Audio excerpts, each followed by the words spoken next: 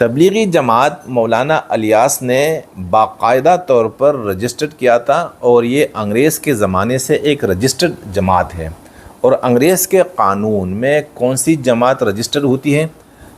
تو وہی جماعت رجسٹرڈ ہوتی ہیں جس جماعت نے انگریز یا سرکار یا حکومت وقت کی منشا کے مطابق چلنا ہو۔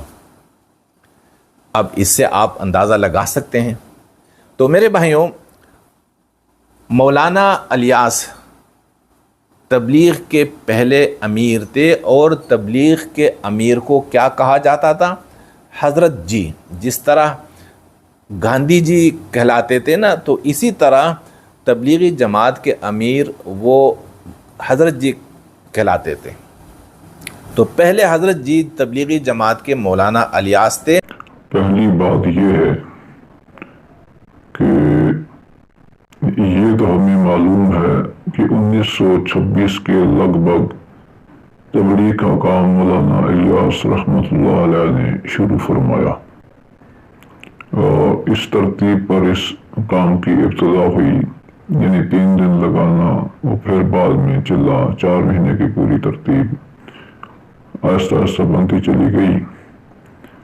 لیکن اس کی رجسٹریشن تبلیغی جماعت کے نام سے مولانا الیاس نے برٹش دور کے اندر کروائی، اس کا کوئی ثبوت فی الوقت میرے علم کے اندر کم از کم نہیں ہے۔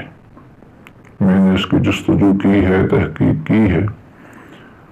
دوسری بات یہ ہے کہ جیسے ہی مولوی صاحب پوری کوشش کر رہے ہیں مولانا الیاس رحمۃ اللہ علیہ کو انگریز کا ایجنٹ ثابت کرنے پر کہ انہوں نے انگریز دور کے اندر تبلیغی جماعت رجسٹر کرائی، تو کیا رجسٹریشن کرانے سے کوئی جماعت انسان ایجنٹ بن جاتا ہے اس حکومت کا؟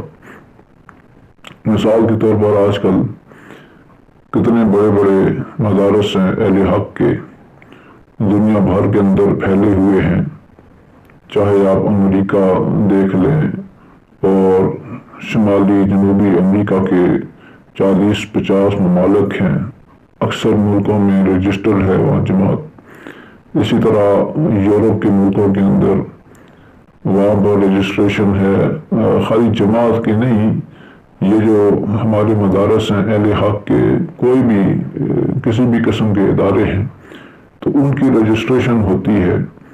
افریقہ کے اندر، ملکوں کے اندر ہمارے جو ادارے ہیں ان کی رجسٹریشن ہے۔ دنیا بھر کے اندر، یعنی جہاں پر بھی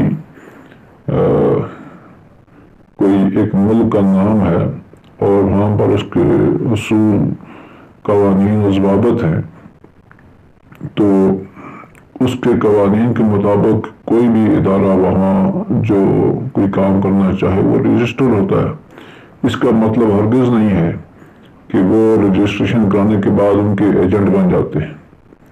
اسی طرح ہمارے یہاں پاکستان کے اندر بھی جو مثال کے طور پر ہمارے مدارس ہیں، ہمارے اور بہت سارے ادارے ہیں جو رجسٹرڈ ہیں، تو کیا یہ حکومت کے ایجنٹ بن گئے؟ اتنے بڑے بڑے وفاق ہیں یہاں پر، ان کی رجسٹریشن ہے، تو کیا یہ اہل حق کے ادارے گورنمنٹ کے ترجمان بن گئے، گورنمنٹ کے ایجنٹ بن گئے؟ ہرگز نہیں، بلکہ اکثر ان کے اختلافات ہوتے رہتے ہیں، ان پر پابندیاں لگتی رہتی ہیں مختلف قسم کی، لیکن کوئی بھی باشعور بندہ یہ نہیں کہہ سکتا کہ یہ ادارے گورنمنٹ کے جو ہیں وہ ترجمان ہیں، یا گورنمنٹ کے ایجنٹ بن گئے ہیں، یا گورنمنٹ کی جو ہے وہ اس کی پروپیگیشن کر رہے نہیں۔ ہر ادارہ اپنا جو اس کا ایک ہوتا ہے منشور، اسی کی پروپیگیشن کرتا ہے، اسی کو پھیلاتا ہے۔ تو رجسٹریشن کرانے سے یہی عرض کرنے مقصود تھی کہ بندہ یا ادارہ اس کا ایجنٹ نہیں بن جاتا۔ تو اس بات کو مد نظر رکھنا چاہیے۔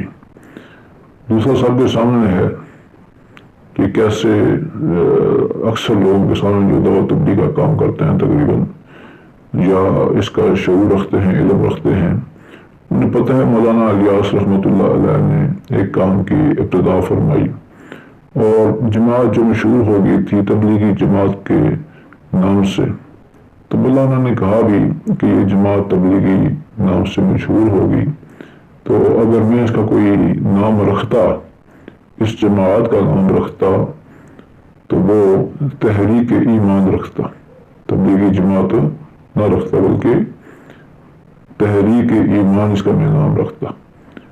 تو اس سے بھی یہ معلوم ہوتا ہے کہ یہ جو مولوی صاحب کہہ رہے ہیں یہ اپنی طرف سے من گھڑت اپنا فلسفہ جاڑنے کی کوشش کر رہے ہیں اور پبلک کو گمراہ کرنے کی کوشش کر رہے ہیں۔